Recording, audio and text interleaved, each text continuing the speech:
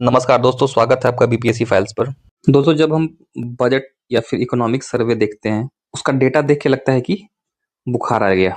Union का budget आ गया है, बिहार का भी बजट आ गया है। इस क्लास में हम लोग यूनियन बजट के बारे में बात करेंगे। दरअसल बजट इतना भी टफ नहीं है जितना लोग इसको बना दिया है जान के। खासकर इसका जो टर्मिनोलॉजी है, ये इतना टफ है कि सुन के लगता है कि बाप रे, अंग्रेजी में कोई गरिया दिया है। जैसे effective revenue deficit, physical deficit, effective revenue expenditure, revenue receipt, capital expenditure.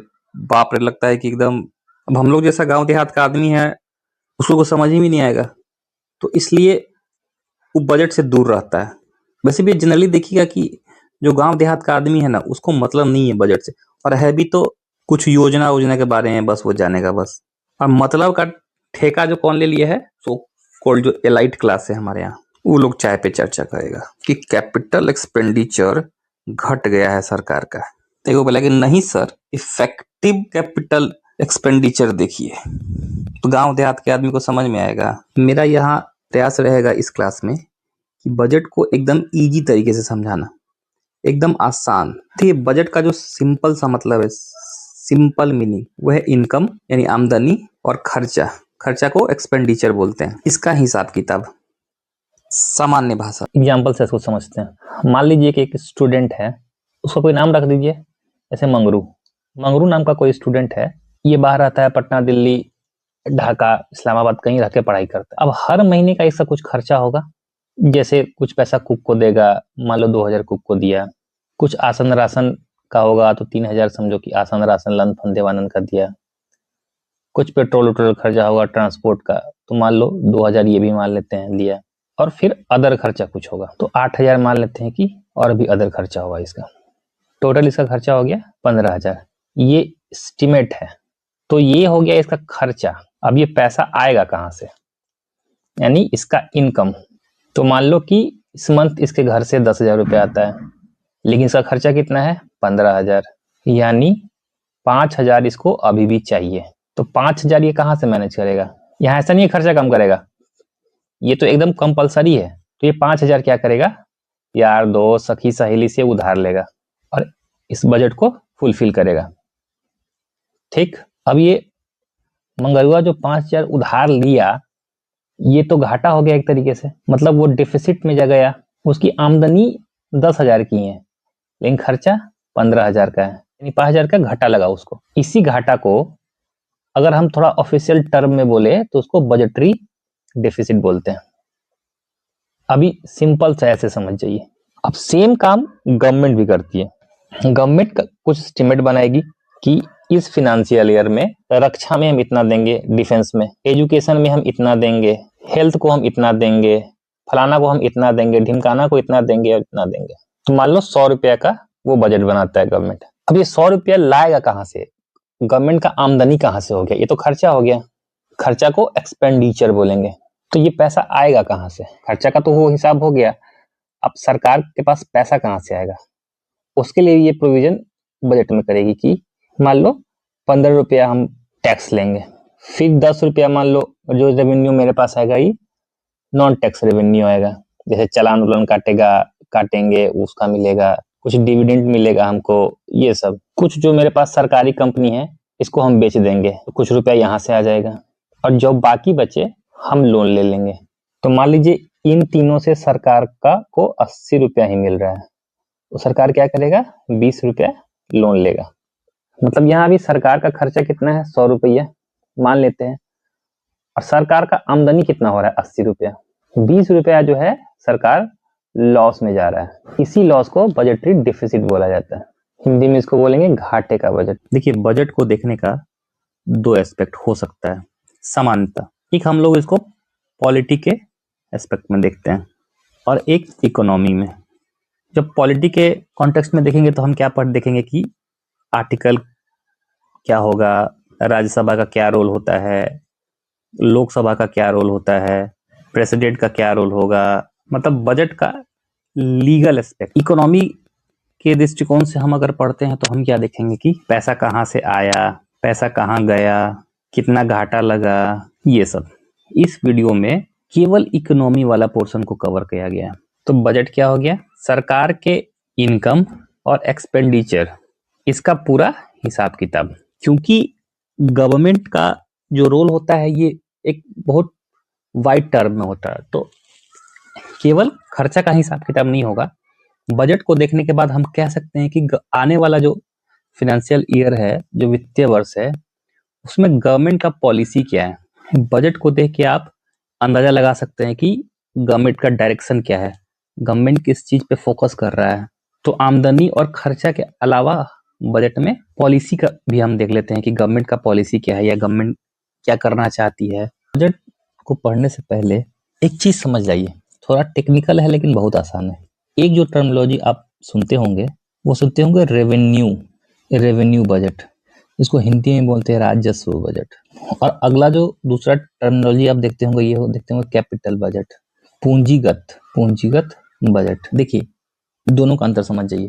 देखिए जब भी रेवेन्यू बजट का बात हम करते हैं तो हमेशा दिमाग में रखिएगा कि वैसा खर्चा जिससे किसी परिसंपत्ति का निर्माण नहीं हो रहा है, मतलब कोई एसेट क्रिएट नहीं कर रहे हैं हम। जैसे मान लीजिए आप पेट्रोल पे खर्चा कर रहे हैं, मोबाइल रिचार्ज कर रहे हैं, हेल्थ पे खर्चा कर रहे हैं, फिर आप मान लो रेंट दे रहे हैं, इलेक्ट्रिसिटी बिल दे रहे हैं। इस खर्चा से क्या किसी एसेट का निर्माण हो रहा है क्या? या अब उल्टा आइए, कैपिटल बजट में अगर हम एक्सपेंडिचर का बात करते हैं उसमें हमेशा किसी एसेट का निर्माण होगा या लायबिलिटी कम होगा। जैसे मान लो आप कहीं प्लॉट ले लिए, संपत्ति बना, आप गोल्ड का कुछ बनवा लिए, संपत्ति बना, घर के ऊपर जो फ्लोर है उसको बनवा लिए, संपत्ति बना। मतलब वैसा खर्चा एसेट बन रहा है मेरा, कोई संपत्ति का निर्माण हो रहा है। तो इस टाइप का जो एक्सपेंडिचर होता है उसको कैपिटल एक्सपेंडिचर हम लोग बोलते हैं। मतलब कि अय्यासी वाला नहीं, अय्यासी के अलावा कोई हम काम किए। अब बजट में हम लोग क्या देखे थे?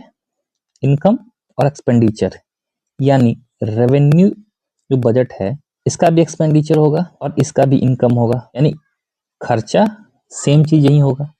यहाँ जो खर्चा हो रहा है उसको हम लोग कैपिटल एक्सपेंडिचर बोलते हैं, और यहाँ जो इनकम हो रहा है उसको हम लोग कैपिटल रिसिप्ट बोलेंगे, यानी पूंजीगत आय।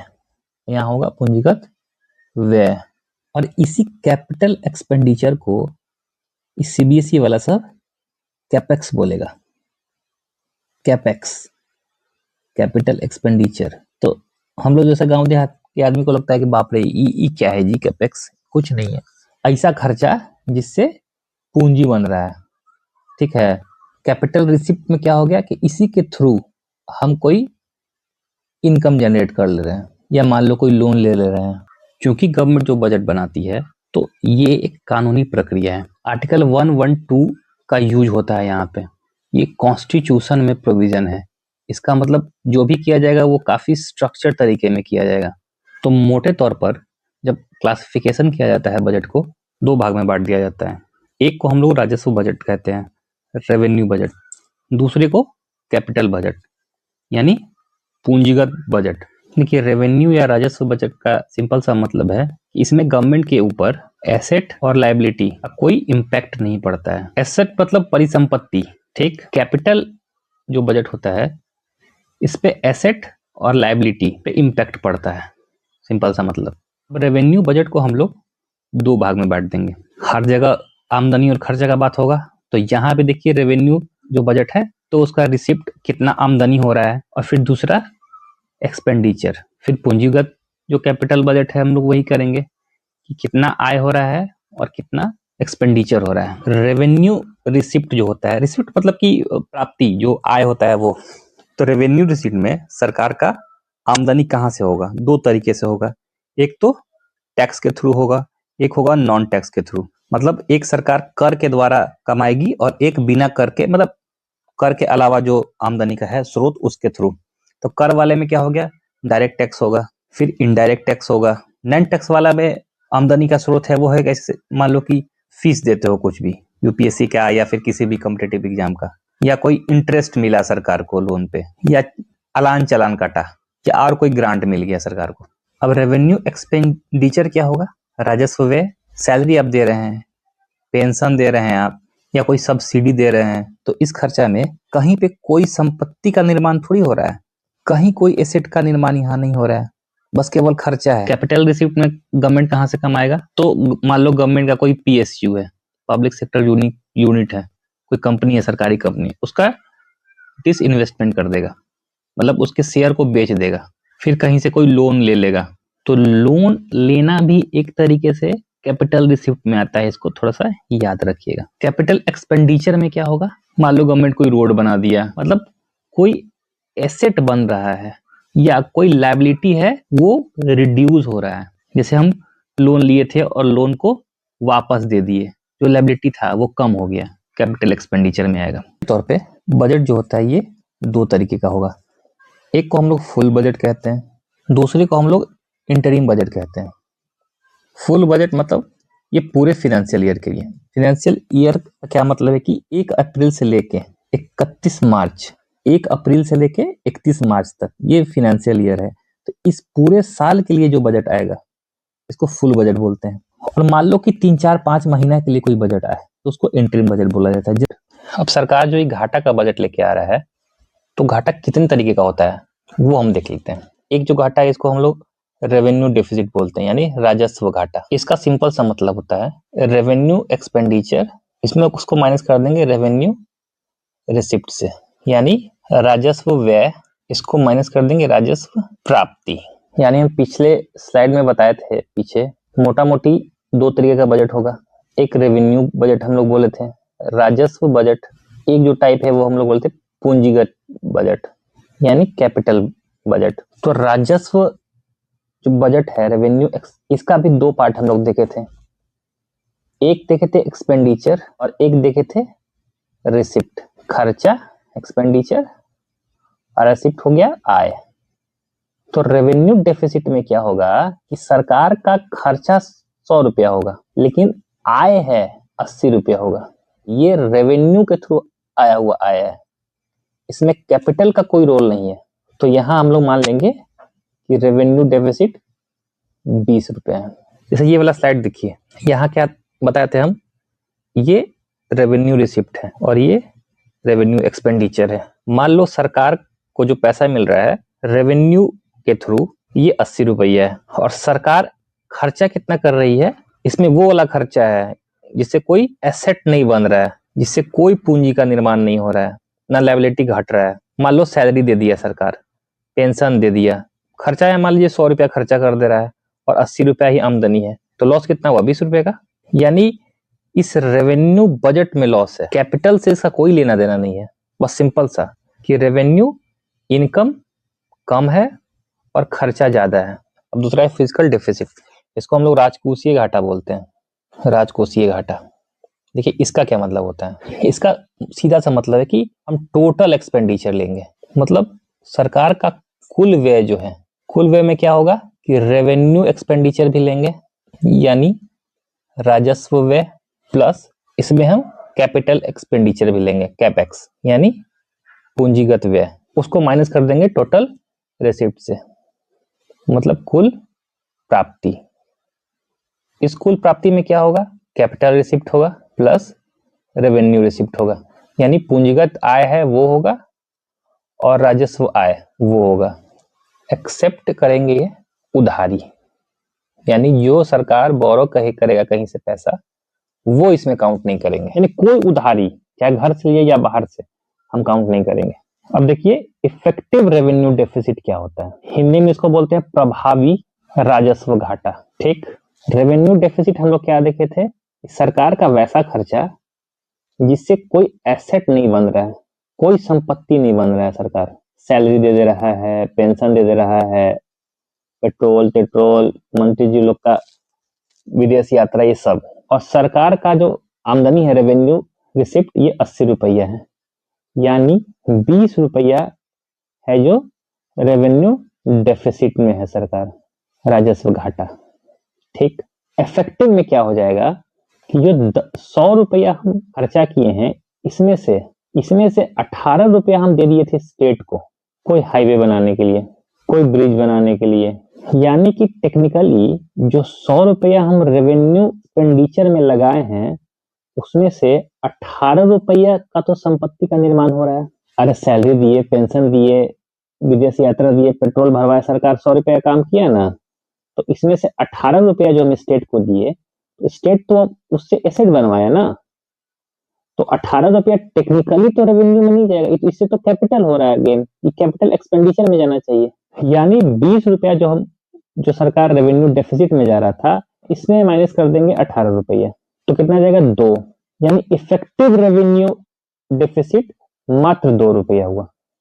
यानी कि रेवेन्यू डेफिसिट में हम अगर माइनस कर देते हैं वो ग्रांट जो स्टेट को दिए हैं एसेट क्रिएट करने के लिए, यहाँ पे रेवेन्यू डेफिसिट कितना था 20 रुपया, हम स्टेट को ग्रांट कितना दिए थे 18 रुपया, यानी इफेक्टिव रेवेन्यू डेफिसिट मात्र 2 रुपया होगा।